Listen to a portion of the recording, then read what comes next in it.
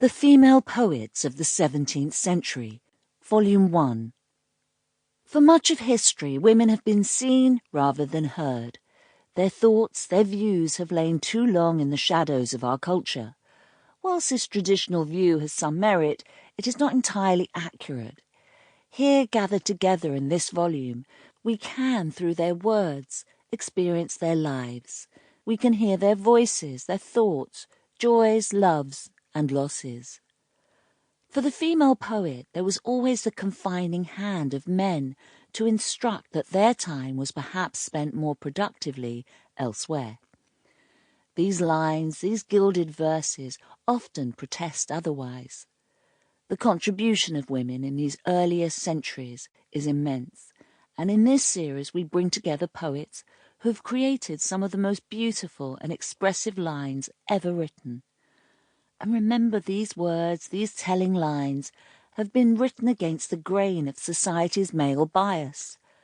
With their remembered words, these female poets have given us a history that we can all now share.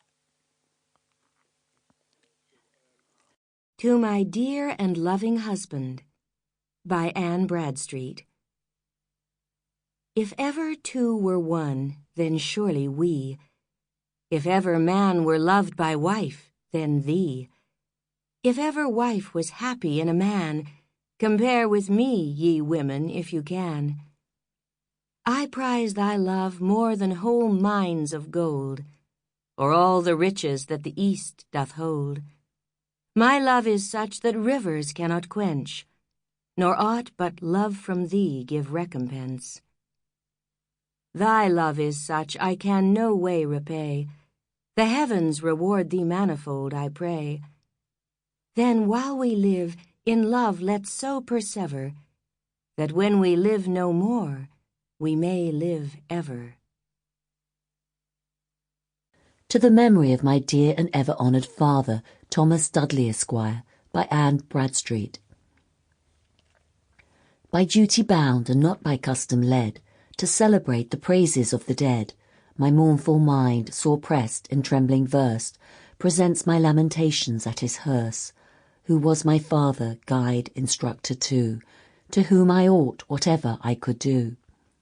Nor is it relation near my hand shall tie, for who more cause to boast his worth than I? Who heard or saw, observed or knew him better? Or who alive than I a greater debtor? Let malice bite and envy gnaw its fill, he was my father, and I praise him still. Nor was his name or life led so obscure, that pity might some trumpeters procure, who after death might make him falsely seem such as in life no man could justly deem.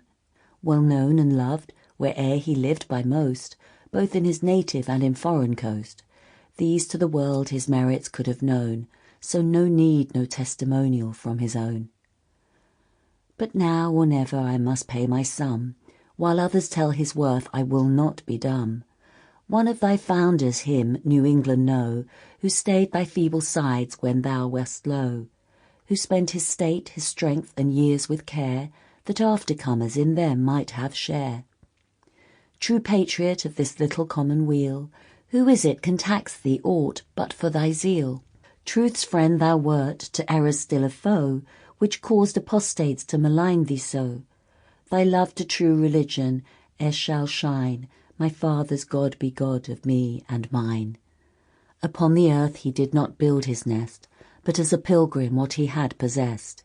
High thoughts he gave no harbour in his heart, nor honours puffed him up when he had part. Those titles loathed which some too much do love, for truly his ambition lay above.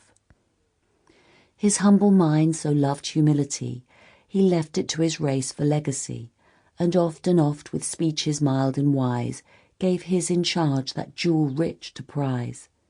No ostentation seen in all his ways, as in the mean ones of our foolish days, which all they have and more still set to view, their greatness may be judged by what they show.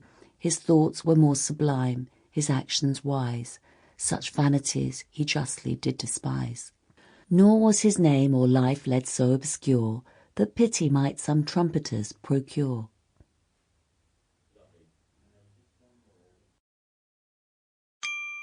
Sample complete.